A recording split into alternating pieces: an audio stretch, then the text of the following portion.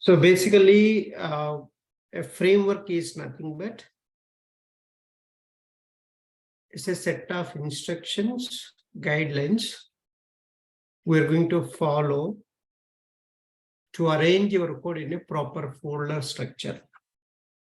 That is called a framework. And so what is the advantage placing the code in the proper folder structure? The framework will give you a lot of advantages, like reusability of the code. And maintenance of code is very easy. And it provides reports. So how many test cases passed and failed, you can get the reports.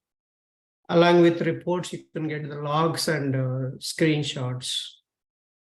And also you will get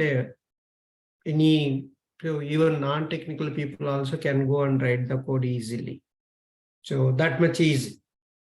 So that's what the framework, what it is going to give you all the features.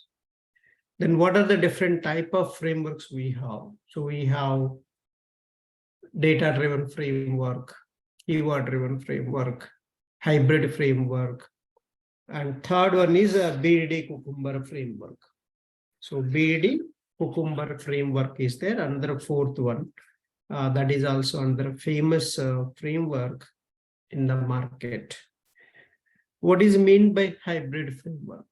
We will discuss data-driven hybrid framework and also BDD Cucumber framework. We are going to discuss BDD framework, behavior-driven development framework. We are going to discuss after this hybrid framework. And there we are going to write a API automation and with the BDD, so REST issue, and I'll explain that later.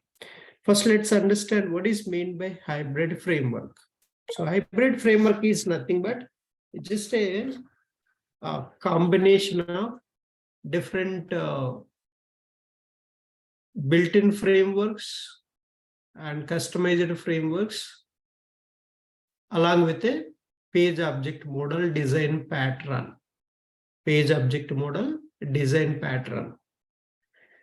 And what the TestNg will help you. So what TestNg will do for you in this hybrid framework. So TestNg is used to design your automation test cases using different annotations. So TestNg is used to design your automation test cases with the different annotations. That's a TestNg. Then what is the purpose of data-driven? So data-driven is nothing but if you have a different sets of data for the particular scenarios, then you will go for the data-driven testing or data-driven framework. So such kind of data, either you can supply from Excel sheets or you can supply from XML file or any other files you can supply, CSV file. It can be any file, any kind of file you can use to read the data from Excel sheets or CSV files or JSON files or properties files. Anywhere you can read the data from any of the files. So that you will read and you will supply to your test method. So that's the data-driven testing. And another one, page object model design pattern. Page object model design pattern is nothing but this is the very, very important interview question. So what is meant by page object model design pattern? So it is one of the design pattern to design the web page elements in the automation. So what is the first point you need to tell? It is a design pattern and how to design your web page elements. So this hybrid framework, this page object model design pattern will help you. So then what are the advantages? So basically page object model design pattern creates the object repository for storing all the elements. For storing all the elements, it will create a repository for your web page elements. Particular page-wise elements will be created. So that's the page object model design pattern means. And it is useful for reducing the duplicate code and improves the test case maintenance. So just if you can explain this first paragraph, that's good enough even in the interviews. Instead of keeping silent, just explain what is meant by page object model. And still, if you want to elaborate more, you can elaborate. In page object model, each web page of an application is one Java class file. So you know how to create a Java class file. Each page objects are included in the page class wise. With the page name is your class name, your Java class file. In that class, you will mention all the page elements, that page elements. So what are all the elements you are going to use for your testing purpose? All the elements you have to identify. You know how to identify all the elements. We have practiced it already. And you can use all the locators and you can identify that. Each class file will contain corresponding web page elements. And then you can write the methods on those elements. The methods, you have to create a methods for the elements you identified for that page. What action you are going to perform on that elements. What action you will perform on those elements. So with respect to methods, you will write. Because you will get automatically here either locator you will get or a web element you will get. So action you have to do on those elements. So that is what this page object model. So, but what are the advantages of page object model? So first one is, it is easy maintenance. Page object model design pattern is useful when there is a change in the UI element, there is change in the action, and this is going to be very easy to maintain. For example, a drop-down menu, change it to a radio button. Then what will happen? The ID or name attribute values will change. Suppose you have to modify your object identification. Then you can just go to single file where this drop-down or radio button is available. You know which page this drop-down or radio button is available. You go to that page class. And you can modify only in that page class. You don't need to modify the class where you are using this element. So that it's easy maintenance, right? That is what. So that's why I'm telling you. Every screen will have a different Java file. So you don't need to modify all the places where you are using. You modify only the source page and it will reflect the change in other places also. That's the first advantage. What is the first advantage? Easy maintenance. If change happens in one page and you can modify in that source file only, no need to modify where you are using in other classes. That's it will reflect automatically if you modify in one class file. Is this clear? Easy maintenance.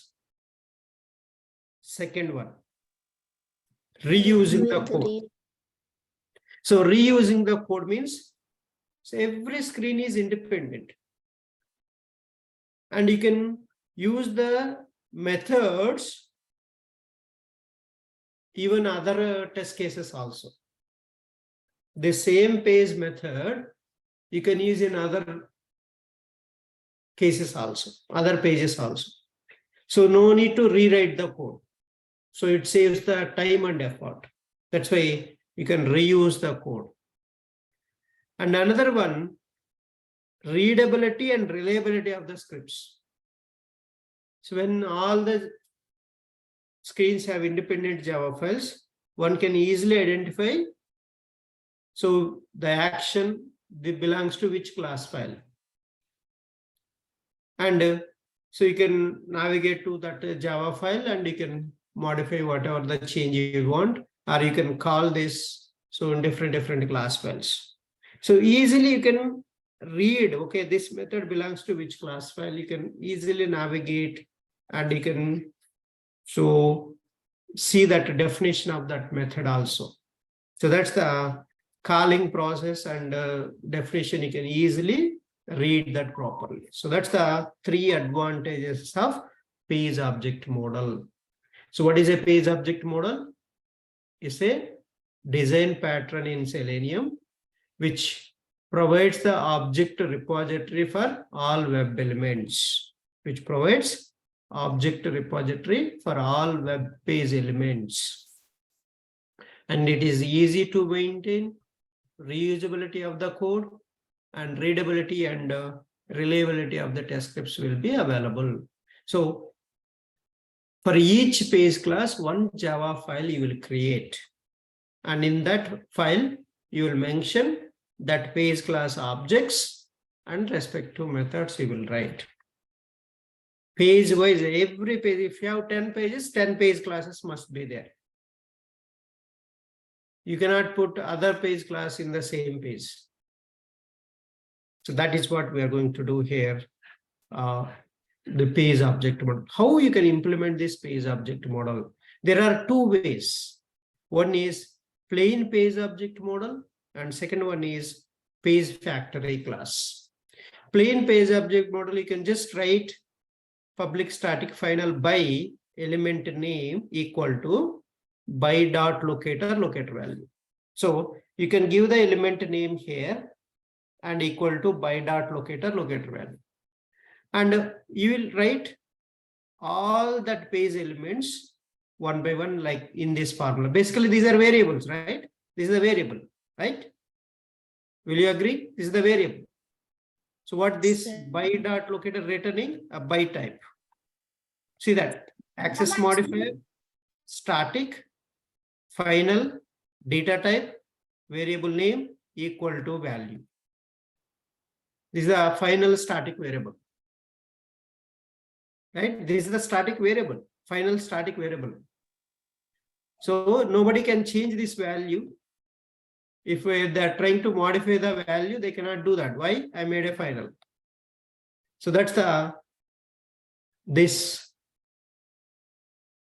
plain page object model pattern. You're identifying all your elements with this format. Or you can make a private also. Private means only for that class. This variable, you can make it private also. So nobody can change and nobody can use outside. Only this class only can use. Then what you, after declaring all your page objects like this, then what is the next step immediately? Create a respective methods. Develop respective methods on the elements. What action you want to do on that element? Create a method. See that I'm writing a method. Public void. I want to click on this element. I'll write a click element parenthesis curly bracket and write the driver dot find element. So and the element locator name I am passing here. Dot click. So I reduced the by dot locator value and I just assigned that to element. That element I am passing to find element method and dot click method. So this is the methods how I am going to write in my plain page object model. So what is a plain page object model? So define that page elements using this pattern like a static final variables. And after that, what you need to do after all the elements are identified, then what is the next step? Create the respective methods. Methods should be public. methods must be public. Why methods must be public? You are going to use these methods in many classes, even in another package of your project. That's why you have to make the methods public, and you can make these as the private also. So then what is that kind of OOPS concepts here? So your class variables are private and the methods are public. So what kind of OOPS concept is this? Encapsulation, sir. Encapsulation. So encapsulation is the one you are going to use here. So that you can give an example. Which OOPS concept you are using in your automation means, first you can explain the page classes are following encapsulation OOPS concept. So where you have implemented encapsulation, you can tell that because you are going to do this class creation, object identification, creating the methods, everything you will do that in your framework. So that's why encapsulation is the process you are following here. Next, second way how to implement your page object model design pattern. So this is the famous one, page factory class. What is the difference between plain page object model and page factory class? Page factory class is a built-in class in Selenium. Okay, the Selenium supports this page factory class. You can find the arc.openqr.selenium package. This page factory class is available already, and it has some methods also, and it provides one annotation. So to recognize your elements, @find by annotation you will use to identify your web elements, and to initialize those web elements you will use initElements method. So all these elements you will initialize by initElements method. So how to use this page factory? Let's see that. So this is the one, @find by annotation used in the page factory to locate and declare web elements using different locators. What is @find by annotation? It is an annotation used in the page factory to locate and declare web elements using different locators. So this is the format, how you will write your object identification.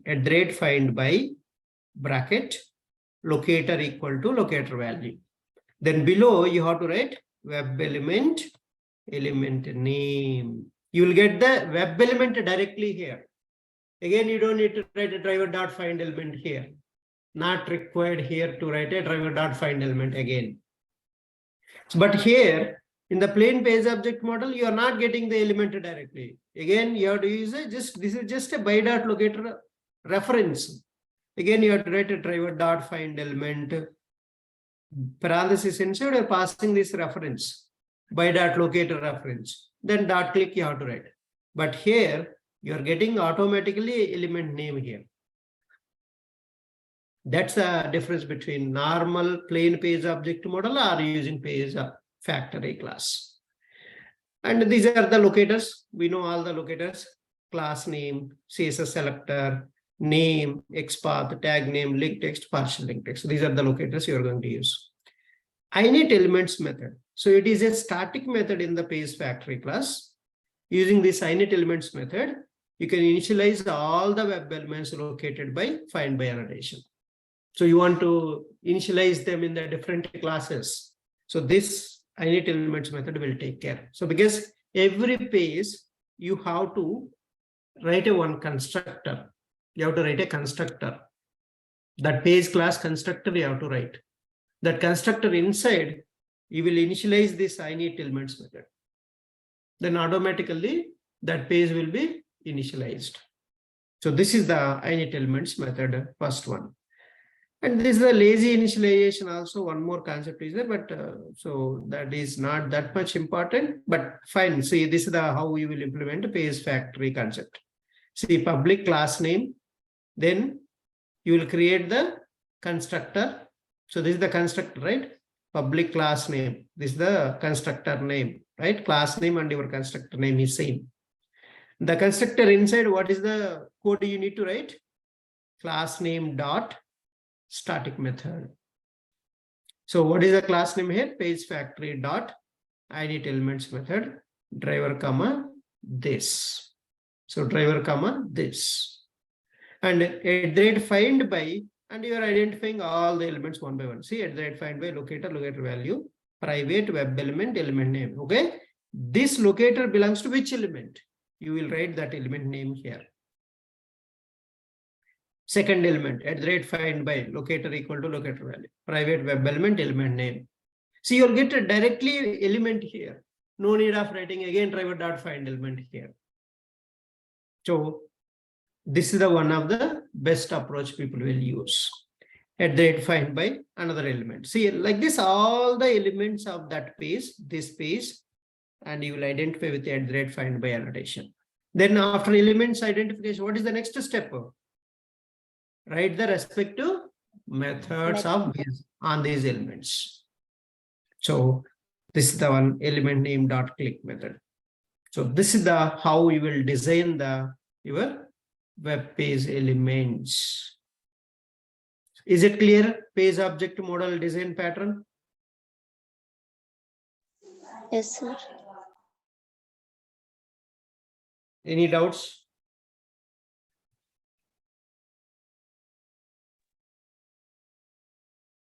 So tomorrow you have to explain this entire concept to me because, and this is the very, very important in the interviews. And what is page object model and what are the advantages, how you will implement the page object model. You have to explain me this. And then let's go and see what is a hybrid framework. So hybrid framework, and we are going to use this hybrid framework to design your entire project. And we are going to use this structure. So this is the structure you are going to use. So these are the different components. All are different components. These are all you're seeing here. So first, page objects. You will design the web pages. See, my home page. Each page class must end with the page keyword. See that? Base page.java, home page.java, registration page.java, login page.java, search page.java. So every page class must end with a page keyword. Why? The differentiation, how we will differentiate the other classes, other Java files. You will, by seeing this page keyword, you can easily identify, okay, this is the page class. That's why while creating the page class name, what is the keyword should end? Home page.java. You'll create a class, right? Home page, search page, registration page. So keyword must end the class name with a page keyword. Then second component. First component is a pages component. Second component is a test cases component. Component is nothing but this is the one package. You will create a one package. Then this one is another package. What is this package? This package, test cases package. The test cases you will write. The test cases class name ends with a test keyword, login test, and registration test, search product test, add to cart test. The test keyword will end. So that's the indication for you. It tells, okay, it is a test case. It is a test case. That's a second package. But what about others? You have utilities package. Utilities package can have all the utility methods, reusable methods, like WebDriver reusable methods, extent report reusable methods, or Excel files readability and writing purpose, one Excel utility class will be there. All the utility method classes available in this utility package. Then test data package. So your test data will be stored in the Excel files in this package. Then we have a resources like properties files, log4j files you have under a resource package. Then we have a suite files. The suite files, after creating your TestNg different TestNg classes, you need to mention them, right? You need to run them as a group. Then you will use a testng.xml file. You will create a testng.xml file. Testng.xml is going to have all the TestNg classes. Here you created under this package different test cases. Each class name will mention here. So that is the testng.xml. So then you have a reports. You have a TestNg reports and extent reports. So, and this TestNg reports and extent reports will be available here. And you can get the logs also, info and debug logs available. So those logs also you can get here in the logs folder. And you have because of Maven we are using. So we are going to use, this is the Java, Selenium, TestNg, Maven and page object model. So for this application, OpenCart application we are using. So that application I'm using, and I'm going to design this. And this one is till this part. This is the development process. This is the development phase. Development phase means you are the automation developer. You are writing the automation test cases. You are designing the automation test cases. That's why this is all development. You will design the page objects. You will write the test cases. You will write the utility methods. You will create the test case, test data. You need a test data. So you will create a test data and you will create some properties files or log4j files. Everything, this is the development phase.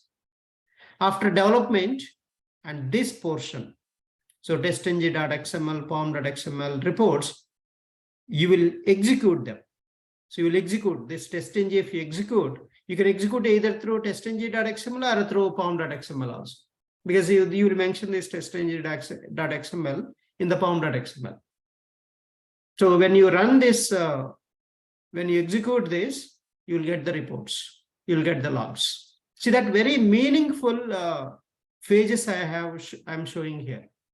And then you can push this code once your execution locally is done. Then you will push this code through Git to GitHub or GitLab. You'll push the code and then you can run your test cases on the Jenkins CI/CD tool. So Jenkins is the CI/CD tool and Maven is the build tool. What is a build tool? A build tool I'm going to explain in few minutes. So what is build tool? What it will do? Everything I'll explain about Maven. And so the Git is a version control tool. Git and GitHub is the version control tools. So Git is a version control tool and GitHub is the repository where you can store your code. All you have written the code, right? You cannot keep it in your local machine. So you have to place it somewhere. All the companies will place their code in any one of the repository websites. Those are GitHub, GitLab, Bitbucket. These are the repository servers. And to interact with this repository servers, we are going to use a Git version control tool. So the Git is the famous version control tool. And there is one more SVN also, but that's an old one. I used in very long time in my first automation project, SVN. But now I haven't used anywhere in any company SVN. I'm using Git only. Git is the only famous version control tool. Most popular version control tool is a Git only. So we all can learn Git only. No need of SVN. Okay. So this is the version control tool is a Git. And the repository tools, repository servers are GitHub, GitLab, Bitbucket. And the Jenkins is the CI/CD tool. So CI means continuous integration, and this also called CD. CD means continuous deployment. You can deploy after running in this CI/CD tool your test cases. You can deploy in different environments, and you can run after the deployment of your code. You can run anywhere. So that's the CI/CD tool. So this is everything I am covering in this diagram. Please understand this diagram, so easy. Okay. So, and I have given this also, but this not required. So use this only. This is the complete structure is I'm going to create. So in the Eclipse, I'll show you that. So what we are going to do, all this, what are the different pages? I'll walk through this application, and we are going to write some test cases. Those test cases, and we can use for automation. Manual test case already written. This manual test cases I'm going to use for my automation. So how to create a manual test case, and then how to prepare the scenarios, then how to automate them. So these are the step-by-step process. Okay. So then, and this is also same thing I mentioned here. So everything is available, but whichever the diagram you want, you can explain. So for your understanding purpose, same thing I mentioned here in this diagram, right? Everything. So nicely we have drawn this, and we are using that. And then here is the lot of questions, interview questions. So that's all about framework part. Now this one is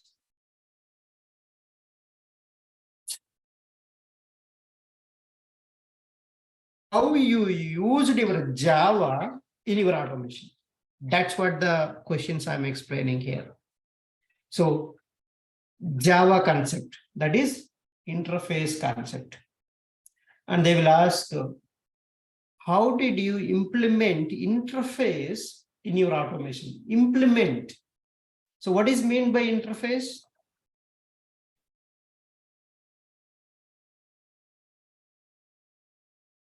What is mean by interface?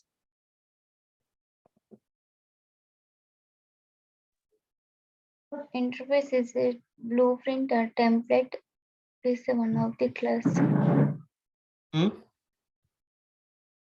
Interface is a blueprint or template. So this is inside of abstract methods. Okay, good. It has abstract methods. Still.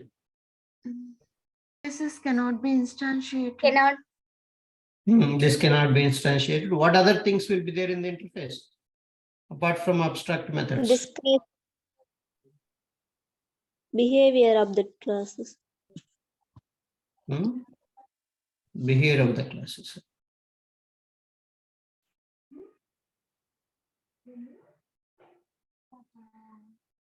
Implement the classes.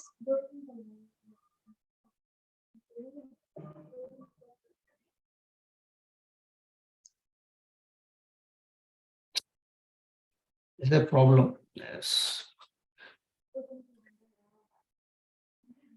I don't know what to do. Neela, you read already, right? What is meant by interface? Interface is an abstraction type. Contains a collections of methods and variables. What type of methods and what type of, then class also have methods and variables, right? Yeah, yes. Then what is the difference between class and interface?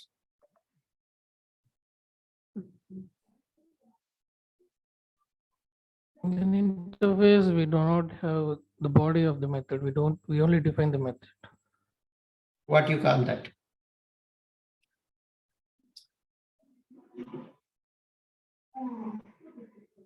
Right, Santi, what do you call that?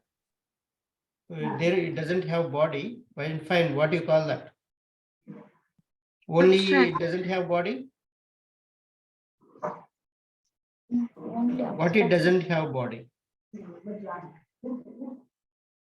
It's have only method definitions, sir. We don't have any logic. We don't write any logic here.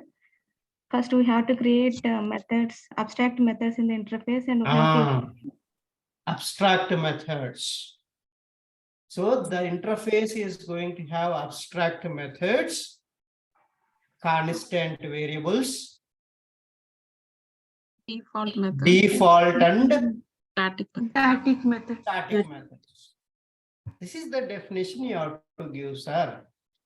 Madams, how will you forget this interface? This is the one of the very important topic. So what is an interface? Again, if anybody asks you, if you forget, I won't accept it. Interface is a template or blueprint which contains constants, Static Method. abstract methods, default method, Default method. default methods, Default. and static methods. static method. An abstract methods which doesn't have a implementation, just a declaration will be there. No definition. No definition means that's an abstract method. Just a declaration will be there. Those are called abstract methods. Default methods which has a definition for the methods. And static methods also has a definition. And I have given a very nice example in our Java, and we developed the interface and we implemented them. And by seeing those examples also, you are not able to tell me, so what is your preparation, guys? So that is the question they are asking here. Okay, where you have used, not used. Did you implement, see the question, did you implement interface in your automation? The question they are asking, okay, interface, did you implement an interface in your automation framework, in your automation life? So yes, you can tell us, what is that? Explain that very clearly. In our framework, I'm going to do this. Utilities are, there is a extent reports, okay, listeners package. There is a one listeners package. Under that listeners package, I'm going to implement iTest listener interface. So what is this iTest listener? Where is this iTest listener? Sir, I didn't listen this. TestNg documentation. Let's go to the TestNg documentation. So what are all the different TestNg interfaces? I'll show you listeners. There are listeners.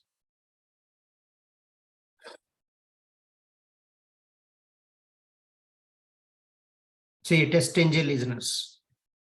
So these are the TestNg listeners. All are interfaces. These are all our interfaces. So what are the TestNg listeners? What they will do? Please catch this. Also they will ask, what is the difference between TestNg listeners and WebDriver listeners? Listeners, please understand, listeners will listen to you, listen to your action. Listen to your action means your methods, what they are doing, they will listen. So this TestNg listeners will modify the TestNg's methods behavior. That's the TestNg listeners. So TestNg listeners are all are interfaces. All are interfaces. So we have IAnnotation transformer, IHookable, IInvoked method listener, IMethod interceptor, IReporter, ISuit listener, ITest listener. This is the one I am using now here. ITest listener. Sir, what are there in this interface? Again, I'll show you. Go to the Java documentation. You can see iTest listener is going to have what methods are there. So what methods are there? You can see here. See that interface name, which has all abstract methods. See, these are all abstract methods. What are all the abstract? Default. So it is written, but these are all the methods, abstract methods. On finish. on start, on test failed but within success percentage, on test failed with timeout, on test failure, on test skipped, on test start, on test success. So all these methods I'm going to implement in my own classes. So that is what we are doing here. So all these methods we are going to implement on start to, on test failure, on test skipped, on test start, on test success. All these methods I'm going to implement in my own class. That's what the answer you have to give. We have implemented iTest listener interface in our extend report custom class. All the iTest listener interface methods are implemented in custom listener class. See, very clearly given step by step, word by word.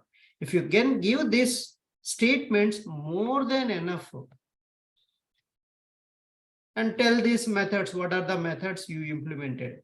On start, on test failure, on test skipped, on test start, on test success. So these methods I have implemented in my own way. That's what we are doing, how we implemented the interface. Okay. Next. So where you have used Java OOPS concepts in your automation framework, first explain what are the OOPS concepts. So first one is encapsulation, inheritance, polymorphism, abstraction. These are the OOPS concepts. Now, first one I already explained encapsulation, but still I'll explain one more time. So every page class follows the encapsulation OOPS concept. The page objects are declared as a private and the respective element methods are defined as a public. So that is called, you're combining the code, right?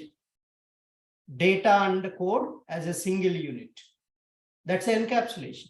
That you are combining your elements and the methods of that elements in one class. That's an encapsulated class. So that's the first one. And second one, inheritance. What is inheritance? There is a subclass which extends to a parent class. All the parent class methods you can use in the child class.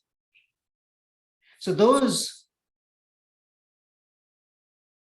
this parent class here, what is your parent class is, there is a base class, the test base class, which is extending to every TestNg class. Your test cases. Here you have test cases, right? So here you have a test cases. So these test cases, every class will extend to this base class.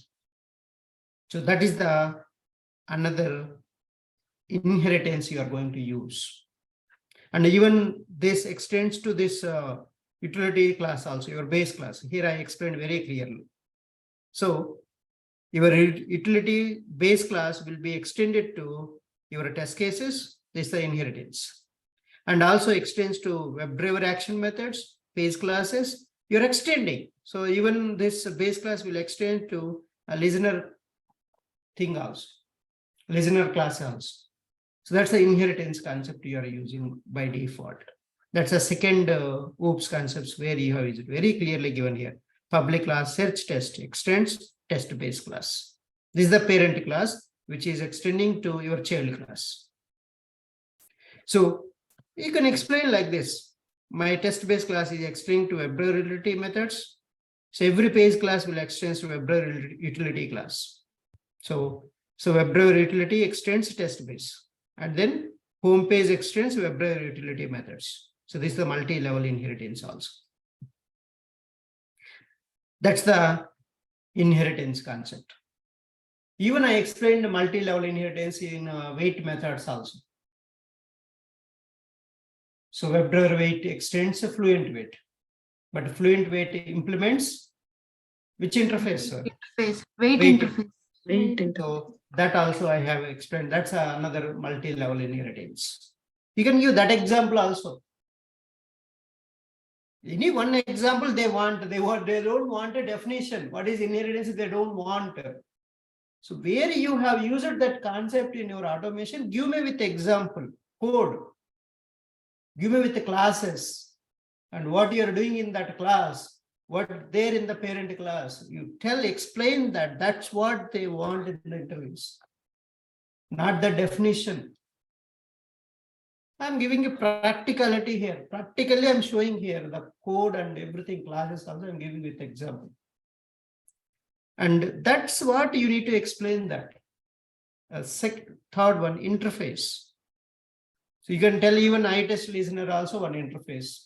WebDriver itself is an interface. Another very important, WebDriver is an interface.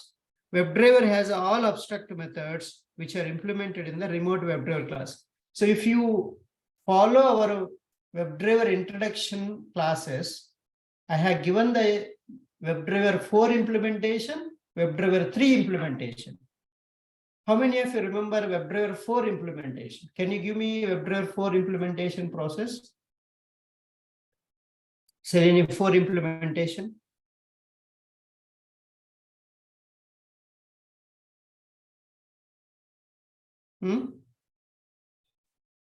Nobody read that. This is where the In Selenium No. 4, Chromium WebDriver class extends remote WebDriver class.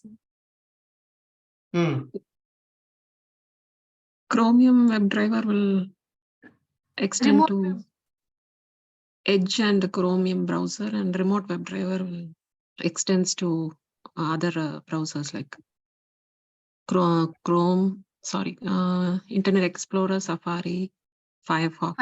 Opera.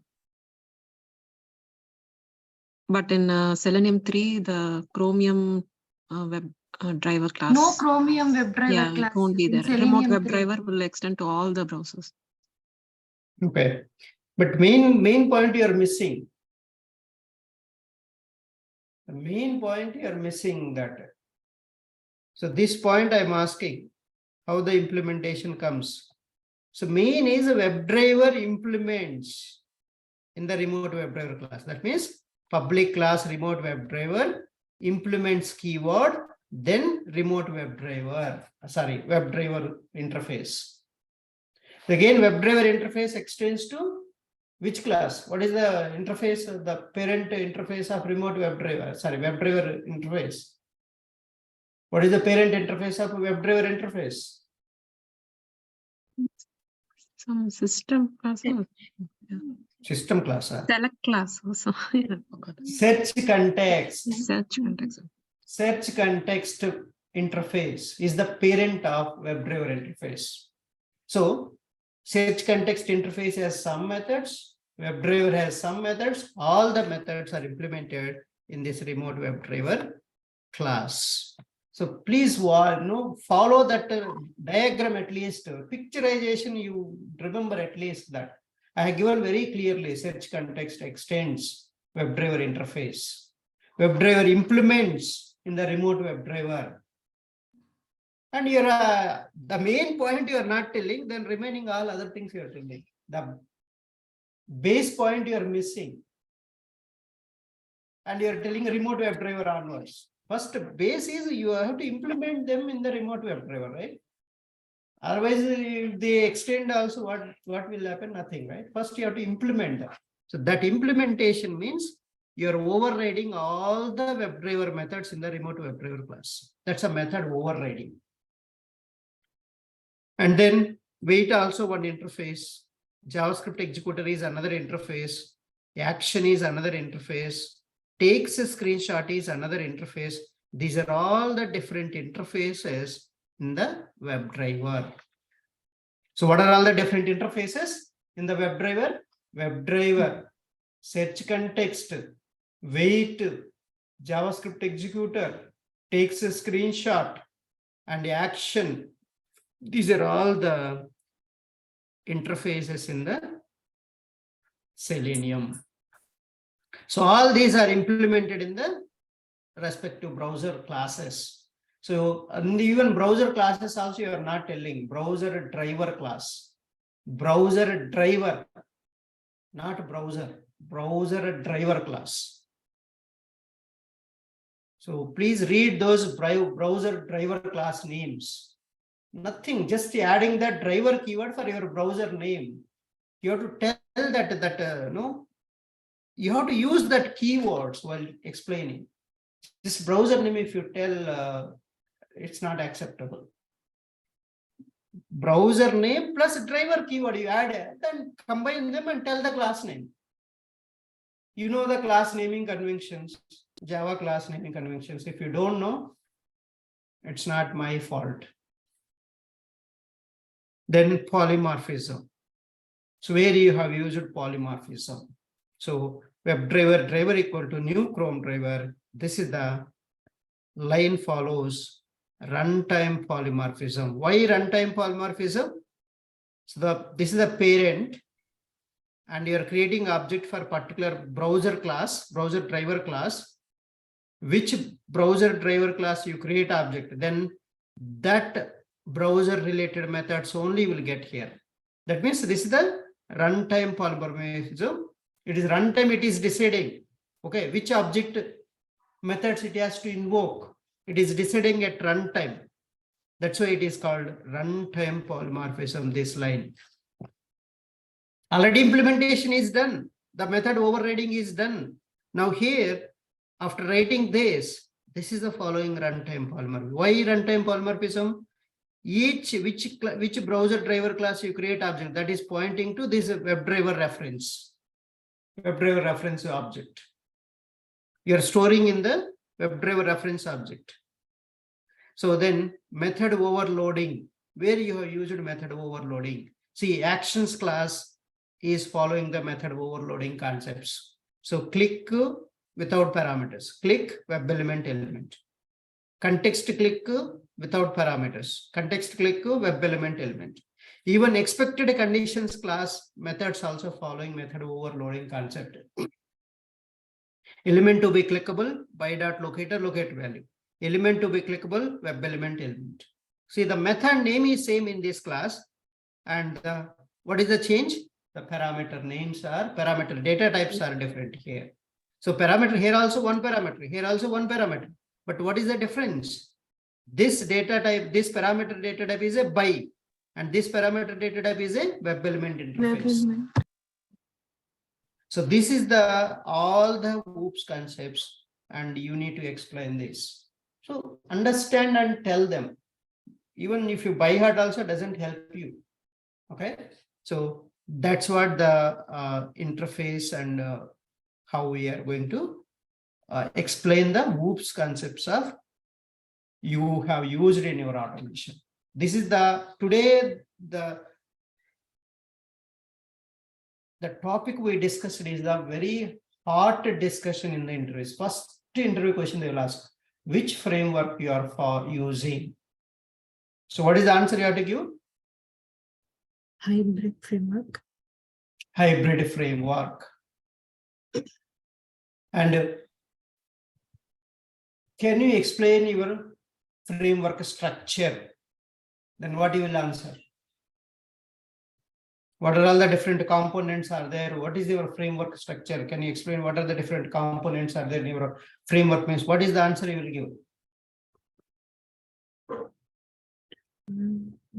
Java, sir, that one, or the page objects, test cases? That's the components means. Okay. Java is not the component, right? The components means the packages. The packages you will create, I told you, right? Pages component, test cases component, utility components, test data component, resources component, reports, logs, GitHub, GitHub and Jenkins. These are all your components of your project, your framework. Maven is a build tool. Git is a version control tool. GitHub is a repository server. CI/CD tool is a Jenkins. So this is all you have to explain. In one diagram, everything is there. That you follow. And another question. So what is page object model design pattern? Or they will just ask what is page object model. They won't say design pattern. They will ask what is page object model. What is For page every- object? For every page, we create Create an object repository. create object, Design of web for elements. all web elements. and then then respective methods are Methods. created for the elements. Okay, Producing good. So what are the advantages of page object model? easy Reusability of maintenance, Easy maintenance, easy reusability of the code, readability, and reliability. Scripts. reliability and Reusability of the code, maintenance is easy, and readability Readability and reliability. and Real.